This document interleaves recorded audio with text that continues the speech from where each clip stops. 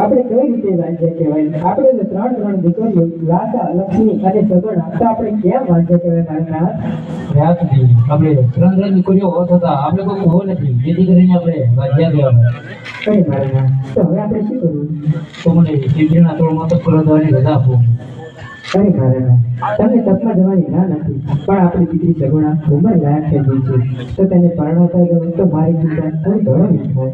ભલે છે પણ બધા હાલ ગોળ જેમને બોલાવો.